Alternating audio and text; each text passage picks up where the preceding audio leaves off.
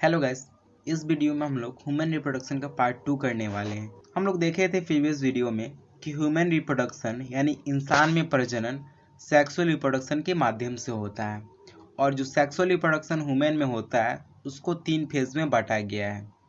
3 phase में sexual reproduction complete होता है, यानी इस 3 फेज में जो एक बच्चे का जन्म होता है। और 3 फेज कौन कौन से होते हैं?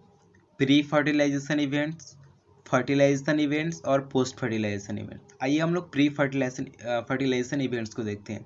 इस प्री फर्टिलाइजेशन इवेंट्स में 2 इवेंट्स और आते हैं।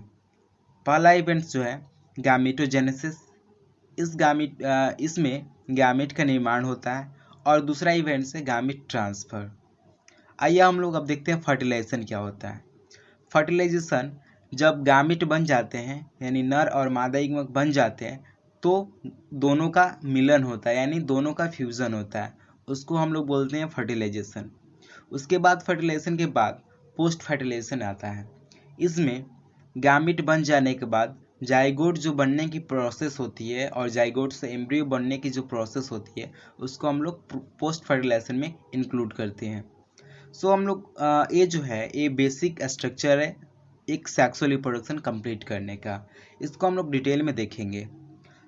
बात करते हैं। गैमेट ट्रांसफर से पहले हम लोग को ये जानना बहुत ही आवश्यक हो जाता है कि गैमेट बनते कैसे हैं, यानी स्पर्म बनते कैसे हैं। स्पर्म बनने के लिए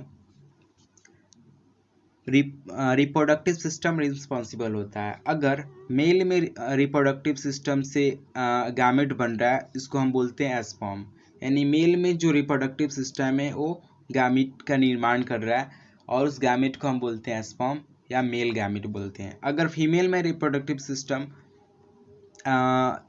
फीमेल गैमेट का फॉर्मेशन कर रहा है उसको हम बोलते हैं ओवम। अगर हम अब हम लोग बात करते हैं स्पर्म की, यानी स्पर्म बनते कैसे हैं।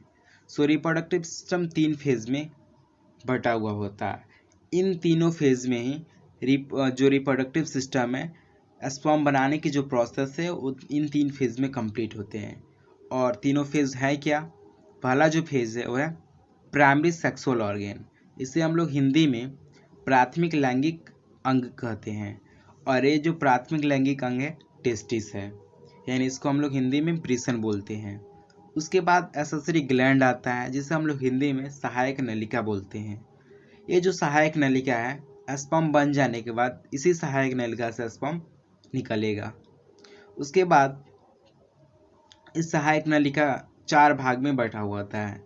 जो पहला भाग है रीटेटेस्टिस, वास डिफरेंशिया, और तीसरा भाग इपिडिडाइमिस, और चौथा जो इसका भाग है वो वास डिफरेंस है। इसके बाद प्रोस्टेट ग्लैंड आता है।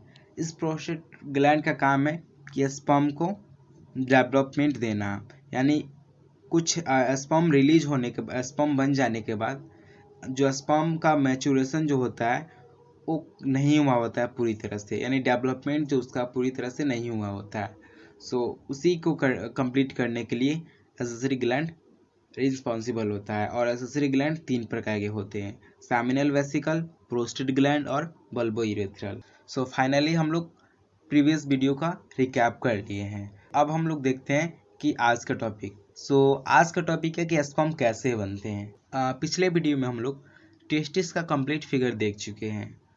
उस टेस्टिस का कंप्लीट फिगर में यह देखे थे कि टेस्टिकुलर जो ट्यूब्यूल्स है उस टेस्टिकुलर ट्यूब्यूल्स में सेमिनिफेरस ट्यूब्यूल्स मौजूद होते हैं, और बहुत सारे सेमिनिफेरस ट्यूब्यूल्स के बीच में एक सेल्स प्रेजेंट होती है और वो सेल्स है लीडिंग सेल्स। ये जो लीडिंग सेल्स है इससे मेल हार्मोन्स रिलीज होते हैं। मेल हार्मोन्स बेसिकली 2 होते हैं, टेस्टोस्टेरोन और एंड्रोजन। उसके बाद हम लोग देखते हैं कि सेमिनिफेरस ट्यूब्यूल्स क्या होते हैं। सेमिनिफेरस ट्यूब्यूल्स को अगर काटा जाए तो ये ट्यूब जैसा स्ट्रक्चर दिखने लगता है। इस ट्यूब जैसा स्ट्रक्चर में 2 सेल और मौजूद होते हैं, स्पर्मेटोगोनियम जिससे स्पर्म निकलता है, जिससे स्पर्म बनता है, और दूसरा है सर्टोली सेल्स। इस सर्टोली सेल्स से स्पर्म बना हुआ है उसको डेवलपमेंट होगा और फूड प्रोवाइड होगा।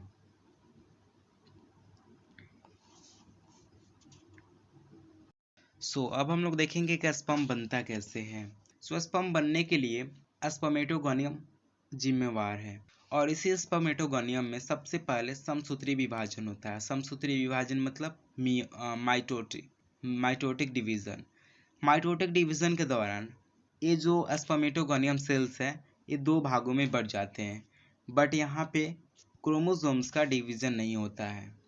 उसके बाद स्पर्मेटोगोनियम डिवाइड होकर प्राइमरी स्पर्मेटोसाइट्स बनाता है। इसे हिंदी में हम लोग प्राथमिक शुक्रजनन कोशिका बोलते हैं। इस प्राथमिक शुक्रजनन कोशिका यानी प्राइमरी स्पर्मेटोसाइट्स में फर्स्ट होने के दौरान जो क्रोमोसोम्स हैं वो आधे आधे हो गए हैं। उसके बाद इस सेकेंडरी स्पर्मेटोसाइट्स में फिर मियोसिस सेकेंड होता है, और मियोसिस सेकेंड से स्पर्मेटिड्स बनते हैं यानी शुक्राणु परशु बनते हैं।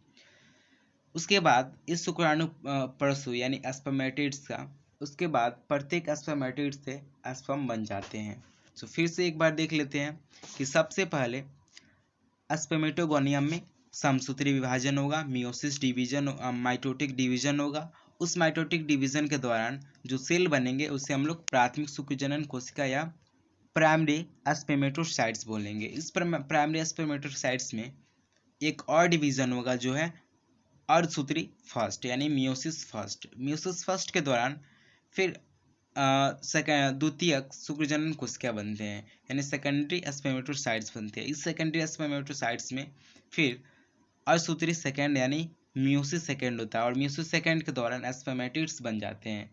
स्पर्मेटिड्स बनने के बाद फिर इस स्पर्मेटिड से जो स्पर्मेटिड्स होता है इसमें क्रोमोसोम्स आधे आधे ही होते हैं। यहाँ पे गौर करने वाली बात है कि अर्धसूत्री सेकेंड में क्रोमोसोम का डिवीजन नहीं होता है, बल्कि यहाँ पे सिर्फ जो सेल है उसका डिवीजन होता है, न कि यहाँ पे क्रोमोसोम का डिवीजन होता है। इसलिए यहाँ पे क्रोमोसोम डिवीजन नहीं होते हैं, क्रोमोसोम आधे के आधे ही होते हैं, और इसी स्पर्मेटिड से यानी शुक्राणु परशु से स्पर्म बनते हैं। यहाँ पे स्पर्म बनेगा वो स्पर्म अगुणित यानी हैप्लॉइड होगा, लेकिन स्पर्मेटोगोनियम जो है वो डिप्लॉइड है। स्पर्मेटोगोनियम डिवाइड करके बहुत सारे फेज में डिवाइड होकर जो हम लोग देखे हैं अभी, उसके बाद स्पर्म बन जाएगा और स्पर्म हैप्लॉइड होता है। आपसे कई बार क्वेश्चन पूछा जाता है कि बताइए स्पर्म डिप्लॉइड होता है या हैप्लॉइड, तो आपका आंसर होना चाहिए हैप्लॉइड।